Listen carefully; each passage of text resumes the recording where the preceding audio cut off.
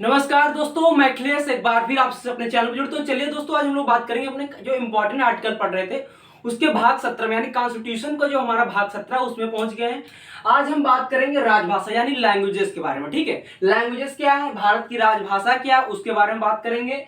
देखो, भारत में सीधी सी बात है, कोई राष्ट्रीय भाषा नहीं है, राजभाषा लेकिन राष्ट्रीय भाषा नहीं है। ठीक है, तो 343 से लेकर 343 से लेकर 351 यानी 351 तक क्या है, भारत में राजभाषा की बात कही है। यानी भाग 17 में क्या कहा गया, भारत की राजभाषा की बात कही गई। ठीक है, भारत की राजभाषा की बात कही गई है। तो 343 में क्या देखते हैं। उसके पहले आप सभी से कहना चाहूंगा दोस्तों, ये सब्सक्राइब का बटन जो है, लाल बटन आपको दिखता है, इसको जरूर दबाएं, क्योंकि ये आपके लिए फ्री ऑफ कॉस्ट है और ये आपको सिर्फ दबाना है। ठीक है, लेकिन हम लोग इसके लिए बहुत मेहनत करते हैं। एक सब्सक्राइबर बढ़ाने के लिए इतनी मेहनत करते हैं, इतनी मेहनत करते हैं, दिन रात एक करते हैं और आपको इतना फ्री में इतना सारा कंटेंट देते, इतनी मेहनत से पढ़ाते हैं, स्पीड टेस्ट फ्री करा रहे हैं, कोई चार्जेस नहीं है, इतना सब कुछ कर रहे हैं। तो प्लीज आई होप कि आप मेरी मेहनत को समझेंगे और रिस्पॉन्स में अपना सब्सक्राइबर बढ़वाएंगे और हमारे सपोर्ट करिए। चलिए आगे देखते हैं। तो देखते हैं 343 में क्या है, संघ की राजभाषा, यानी जो देश है, केंद्र है, उसकी राजभाषा क्या है। तो देखो, संघ की राजभाषा की बात किस बात में, यानी कि जो एक देश है, एक संघ है, केंद्र है, उसकी एक राजभाषा होगी। किस आर्टिकल में, 343 में। 343 में क्या कहा कि जो देश है उसकी एक राजभाषा होगी। ठीक है, जो 343 एक, अब इसमें हम क्या कह रहे हैं, ए जोड़ दे रहे हैं। इसमें क्या कहा गया, 343 ए में क्या कहा गया कि हिंदी एवं देवनागरिक लिपि। ठीक है, यानी हिंदी एवं देवनागरी लिपि जो होगी, लिपि यानी लिखावट। ठीक है, हिंदी और देवनागरी लिपि क्या होगी, ये भारत की राजभाषा होगी। ये किस आर्टिकल, 343 ए के तहत कहा गया। 343 ए के तहत क्या कहा गया कि हिंदी एवं देवनागरी लिपि भारत की राजभाषा होगी, यानी संघ की राजभाषा होगी। किस आर्टिकल तहत, 343 में क्या है, संघ की राजभाषा, और 343 ए में क्या कहा गया, हिंदी एवं देवनागरी लिपि भारत की राजभाषा होगी, यानी संघ की राजभाषा होगी। उसके बाद क्या कहा गया, 344 में कहा गया है, 344 में कहा गया है,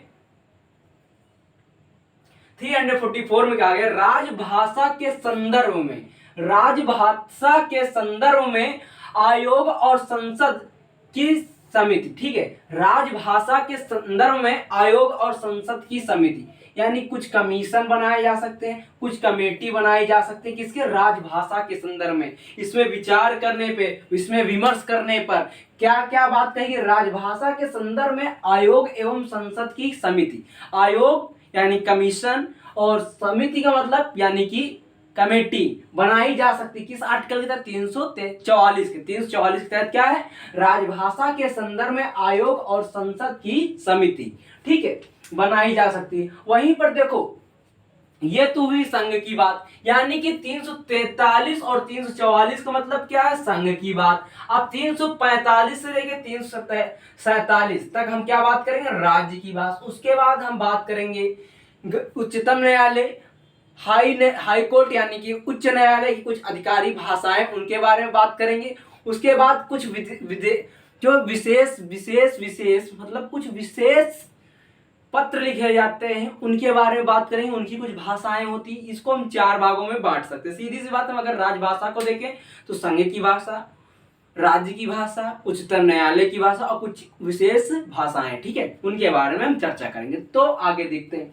अब हम 345 से 347 के बीच में किसकी चर्चा करेंगे, यानी राज्य की भाषा, सिर्फ और सिर्फ राज्य की भाषा की बात करें। तो 345 में क्या कहा गया है, राज्य की राजभाषा या राजभाषाएं। राजभाषा या राजभाषाएं मतलब राज्य की जो होगी राजभाषा, यानी एक भाषा हो सकती, या राजभाषा यानी एक से ज्यादा, यानी 2 या 3 भी हो सकती है। वहां की जनसंख्या के अकॉर्डिंग, वहां एरिया के अकॉर्डिंग, क्षेत्र के अकॉर्डिंग कर सकते हैं। मान लो एक ये राज्य, इसके 3 पार्ट है, ABC। ठीक, तो हर अलग एरिया में अलग अलग भाषाएं बोली जा सकती हैं। एक कहावत सुनी होगी, हमारे हिंदी में कहावत है, कोस कोस में पानी बदले 3 कोस में बानी।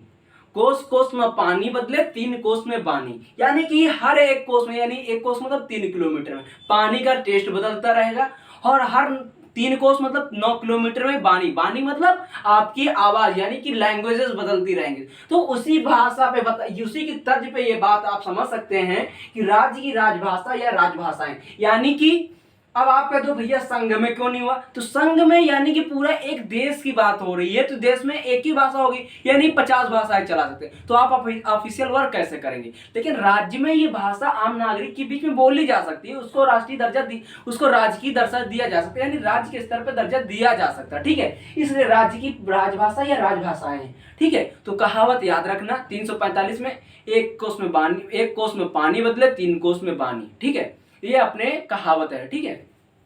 उसके बाद 346 में क्या है, 346 में क्या है, एक राज्य और दूसरे राज्य के बीच में, यानी एक राज्य यानी कि मान लो उत्तर प्रदेश और मध्य प्रदेश के या किसी संघ के बीच पत्रादि की भाषा, यानी को उत्तर प्रदेश या मध्य प्रदेश में बीच में अगर कोई पत्र भेजा जा रहा है, तो उसकी कोई भाषा होगी कि आप इस भाषा में भेजेंगे हम समझ लेंगे, आप इस भाषा में भेजेंगे हम समझ लेंगे। कॉमन भाषा को उन्होंने दर्जा दे दिया कि इस भाषा में हम लोग बातचीत करेंगे।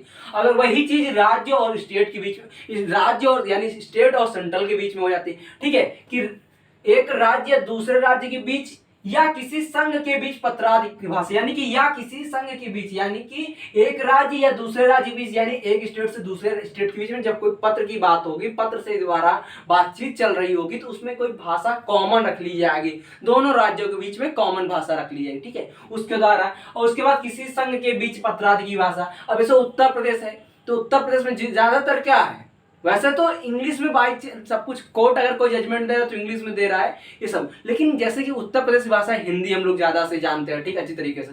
वैसे कहीं मलयालम चल रही है, कहीं कन्नड़ चल रही है, ठीक है, कहीं उड़ीसा में उड़िया चल रही है, ठीक है, जैसी भी चल रही है भाषा, वो अपनी अपनी लैंग्वेजेस में संघ को भेज सकते हैं, या ऐसा कुछ बनाया जाए, क्या ऐसा कुछ हो जिससे एक दूसरे की भाषा को समझ सकते हैं। वैसे जनरली क्या होता है, इंग्लिश में बातचीत होती है, ठीक है, यानी संघ को आपको लेटर भेज रहा है तो इंग्लिश में देंगे, लेकिन ये एक ऐसी अधिकारी भाषा होनी चाहिए ताकि उस क्षेत्रीय एरिया को, उस राज्य के एरिया को प्रमोट किया जाए, भाषा को प्रमोट किया जा सके, ठीक है, ये बात है।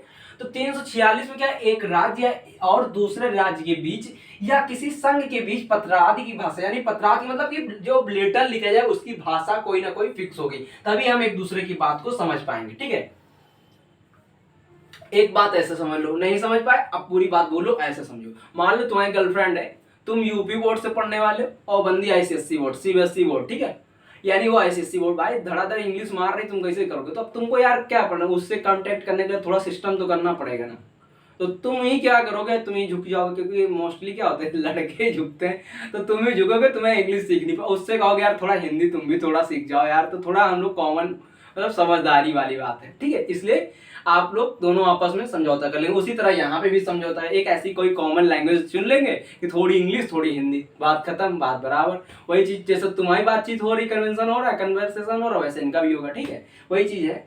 और उसके बाद 347 में क्या है, किसी राज्य की जनसंख्या के किसी अनुभाग, यानी किसी राज्य की जनसंख्या के किसी अनुभाग, यानी कि किसी राज्य के अनुभाग का मतलब एक छोटा सा अंश, कोई राज्य वहां की जनसंख्या का छोटा सा अंश द्वारा बोली जाने वाली भाषा के संबंध में विशेष उपबंध, यानी कि मान लो एक बहुत बड़ा क्षेत्र है, ठीक है, अपना उत्तर प्रदेश है, यहाँ पे कई कई क्षेत्र में अलग अलग भाषा, जैसे बिहार की लैंग्वेज अलग लगती, सॉरी जैसे आप पूर्वी यूपी के साइड जा रहे तो वहाँ की लैंग्वेज अलग लगती है, ठीक है, बनारस की, ठीक है, वैसे और फिर यूपी में जैसे हम लोग सेंट्रल यूपी में मतलब इधर उत्तर प्रदेश की साइड आ गए, उत्तर प्रदेश में मतलब लखनऊ साइड आ गए, तो यहाँ की भाषा जो है बहुत अच्छी लगती है हमको, ठीक है, उन्नाव की जैसे कानपुर देहात टास करेंगे उधर की कन्नौज की अलग भाषा है, तो इस तरह की भाषाएं हैं जो छोटे छोटे क्षेत्रों अनुभागों में बोली जाने वाली भाषा के संबंध में विशेष उपबंध, ठीक है। यह नहीं कह सकता कि हम लखनऊ से हैं तो हम कह देंगे कन्नौज वाले कन्नौजी नहीं बोलेंगे, वही अपनी भाषा नहीं बोलेंगे, नहीं, उनकी भी भाषा का पूरा अधिकार है, ठीक है, उनको बोलने का अधिकार है, ये हमारा फंडामेंटल राइट है, ठीक है, तो याद आया। तो इतनी बात 347 तक समझ में, अगर समझ में बोलो हाँ, तो चलिए आगे देखते हैं कुछ, चलिए आगे जो इंपॉर्टेंट है उनके देखते हैं। जो अगला इंपॉर्टेंट आर्टिकल क्या है, 348 देखो, अब यहाँ पे क्या हुआ, 347 तक क्या था, राज्य की भाषा की बात होती है, अब 348 और 349 में क्या है, supreme court and high court की भाषा की बात करेंगे, ठीक है। तो 348 जो इंपॉर्टेंट है उसके बारे में बात करेंगे, 349 के बारे में हम बात ही नहीं करेंगे क्योंकि वो इंपॉर्टेंट आर्टिकल नहीं लग रहा है। ठीक है, ना है ना पूछा जाएगा। ठीक है, तो 348 क्या है, सुप्रीम कोर्ट या एससी एंड एचसी यानी supreme court and high court यानी सुप्रीम कोर्ट और हाई कोर्ट के अधिनियमों में प्रयोग की जाने वाली भाषा, यानी कि जो हाई कोर्ट और सुप्रीम कोर्ट है, सुप्रीम कोर्ट और हाई कोर्ट के अधिनियमों में प्रयोग की जाने वाली भाषा, मतलब सीधी सी बात, सुप्रीम कोर्ट और हाई कोर्ट के अधिनियमों में प्रयोग की जाने वाली भाषा। सीधी सी बात ऐसे समझो कि जो सुप्रीम कोर्ट का कोई अगर जजमेंट है तो उसमें कौन सी भाषा की जा रही है प्रयोग, हाई कोर्ट का कोई जजमेंट है कौन सी भाषा प्रयोग की जा रही है, इन सब के बारे में बात कही गई है। तो मोस्टली क्या होता है, सुप्रीम कोर्ट में तो इंग्लिश में बात हो रही है, हाई कोर्ट में कभी कभी सुनवा, देखो वहां पे जो हेयरिंग मतलब सुनवाई तो इंग्लिश में हो रही है, जजमेंट अब कई जगह पे ऐसा होने लगा कि वहां की स्टेट लैंग्वेज के अकॉर्डिंग भी आने लगा, इंग्लिश में भी आएगा और स्टेट लैंग्वेज में भी आएगा। यानी कि जैसे कि अगर उत्तर प्रदेश में तो इंग्लिश में जजमेंट तो देना ही देना, सीधी सी बात है। लेकिन हाँ, अगर कुछ ऐसे राज्य हैं जहां पर उनके जजमेंट उनके क्षेत्रीय भाषा यानी उनके राज्य की भाषा के आधार पे आ रहा है, ठीक है, हिंदी के आधार पे आ रहा है, ठीक है, कहीं मलयालम के आधार पे आ रहा है, तो ये सब चीजें बात बताई गई। तो किस आर्टिकल 343 के तहत, 348 के तहत क्या, 300 यानी 348 के तहत क्या, सुप्रीम कोर्ट और हाई कोर्ट के अधिनियमों में प्रयोग की जाने वाली भाषा, यानी सीधी सी बात, इतनी बात समझ में आई। अब 350 में क्या हम कर सकते हैं, विशेष निर्देश, यानी विशेष निर्देश का मतलब, विशेष निर्देश मतलब विशेष बात का ये निर्देश, ठीक है। 350 से लेकर 351, 343, 344 में क्या था, संघ की भाषा की, उसके बाद 345 से लेकर 347 तक क्या था, राज्य की भाषा की, उसके बाद 348 में 49 में क्या था, सुप्रीम कोर्ट और हाई कोर्ट की भाषा की बात, और 350 से लेकर 351 तक विशेष निर्देश की बात कही गई। विशेष निर्देश में बात देखते हैं, व्यथा यानी कि कोई व्यक्ति परेशान है के निवारण में अभ्यावेदन में प्रयोग की जाने वाली भाषा, सीधी सी भाषा है। मान लो एक ऐसी बात हो गई, आप उत्तर प्रदेश के निवासी हैं, ठीक है, आपके पड़ोस वाले आपको जीने नहीं दे रहे, आपको दुश्वार कर रहे हैं, आप एफआईआर दर्ज कराने जा रहे हैं, आपको इंग्लिश तो नहीं आ रही, हो सकता नहीं आ रही है, तो उस कंडीशन में आप जो भाषा बात करेंगे, जो भाषा पे आप रिपोर्ट एफआईआर दर्ज कराएंगे, उसकी बात करेंगे। व्यथा के निवारण में अभ्यावेदन में प्रयोग की करने वाली भाषा, यानी कि जब आप एफआईआर दर्ज करा रहे हैं उस समय जो भाषा का प्रयोग कर रहे हैं उसकी बात करिए। 350 के तहत, ठीक है, यानी व्यथा के निवारण में मोस्ट इंपॉर्टेंट है, ये पूछा जाएगा। यहाँ आरओ या पीसीएस में पूछा जाएगा, यूपी ट्रिपल एससी में नहीं पूछा जाएगा, यूपीएससी में पूछा जा सकता है, ठीक है। तो यूपी ट्रिपल एससी वाले बहुत ही डिफिकल्ट है, या कोई मेंस लेवल का जब एग्जाम होगा तभी होगा, ठीक है, तभी पूछा जाए, ठीक है। तो 350 काम में क्या है, 350 काम में क्या है, प्राथमिक स्तर पर मातृभाषा पर शिक्षा। मातृभाषा की पर शिक्षा मतलब क्या, प्राथमिक स्तर, जैसे बच्चा जब छोटा होता है उस समय उसको मातृभाषा की शिक्षा देना जरूर देना चाहिए, वाकई में देना चाहिए, क्योंकि हम लोग देख रहे हैं बच्चा पैदा होना, ये डैड है, ये मम्मा है, ये सिस्टर है, ये ग्रैंडफादर है, अरे भाई साहब उनको हिंदी बताओ, ये दादा है, ये दादी है, ये मम्मी है, ये पापा, कितना प्यारा शब्द है डैड। तो भाई कौन सा है, ना डैड समझ में आ रहा है, ना पता नहीं डैड समझ में आ रहा है, कुछ समझ में नहीं आ रहा यार। अपने माँ बाप अपने बच्चों को इतना ही प्यार करें, इतना ही समझौता दें जितना जरूरी है उनके फ्यूचर को लेकर, इतना भी ना ऊपर उड़ा दें कि बचपन से अंग्रेजी भाषा में डाल दियो, कभी कोई बात को समझ ही नहीं पा रहे हैं। क्या मतलब है ऐसे बच्चों, मैंने मोस्टली बच्चों को देखा 79 का मतलब नहीं पता है क्या होता है, उनको 69, 79 ये सब पता ही नहीं, 89 क्या होता है, उनको इंग्लिश में वर्ड बोल तो समझ जाए, हिंदी में समझ ही नहीं पा रहे हैं। भाई कैसे जीवन गुजरेगा यार तुम्हारा, हर जगह पे तो इंग्लिश नहीं चलेगी ना, बहुत पिछड़ा हुआ अभी भारत, उसको लाने में कम से 20 साल है, तब तक आपका जीवन तो कहाँ चला जाएगा। इसलिए 350 काम में क्या, प्राथमिक स्तर पर मातृभाषा पर शिक्षा, यानी प्राथमिक 350 काम में क्या है, प्राथमिक स्तर पर जब बच्चा छोटा हो तो उसको इतनी मातृभाषा जरूर आनी चाहिए ताकि उसका जीवन आगे बढ़ सके, ठीक है, सुचारू रूप से, ठीक है। उसके बाद 350 खा में क्या, भाषाई अल्पसंख्यकों के विशेष अधिकारी।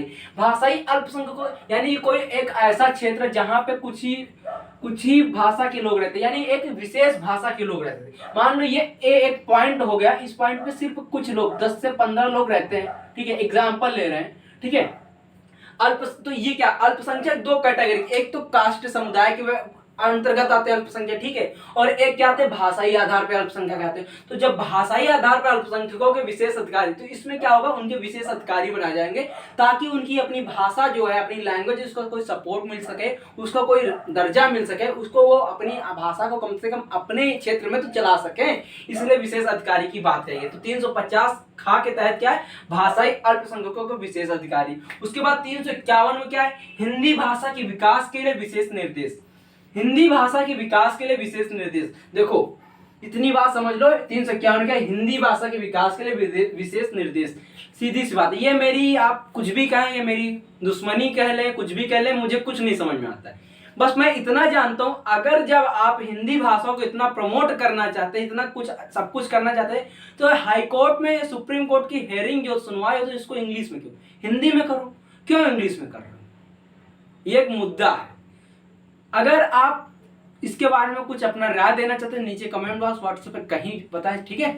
तो इतनी बात समझ में आई। 351 क्या, हिंदी भाषा के विकास के लिए विशेष निर्देश, ठीक है। यानी 351 में क्या है, हिंदी भाषा के विकास के लिए विशेष निर्देश। 351 में क्या है, हिंदी भाषा के विकास के लिए विशेष निर्देश। 351 में क्या है, हिंदी भाषा के विकास के लिए विशेष निर्देश। 50 बार इसलिए कहते हैं ताकि याद हो जाए तुम्हें। 351 में क्या है, हिंदी भाषा के विकास के लिए विशेष निर्देश। तो आई होप दोस्तों ये वीडियो आपको पसंद है, अगर अच्छा लगे तो लाइक करो, शेयर करो, सब्सक्राइब करो। फिर से कहूंगा 351 क्या है, हिंदी भाषा के विकास के लिए विशेष निर्देश। तो ठीक है, हिंदी भाषा के विकास के लिए विशेष निर्देश, ठीक है, हिंदी भाषा के विकास के लिए विशेष निर्देश की शॉर्टकट 351 के तहत। तो चलिए दोस्तों, अगर अच्छा लगे लाइक करो, शेयर करो, सब्सक्राइब करो। फिर से कहूंगा वो लाल बटन जरूर दबाना, क्योंकि तुम्हारे लिए फ्री ऑफ कॉस्ट है, लेकिन मेरे लिए पूरी मेहनत जान होती है। तो चलिए, थैंक यू दोस्तों, बाय, गुड नाइट, जय हिंद।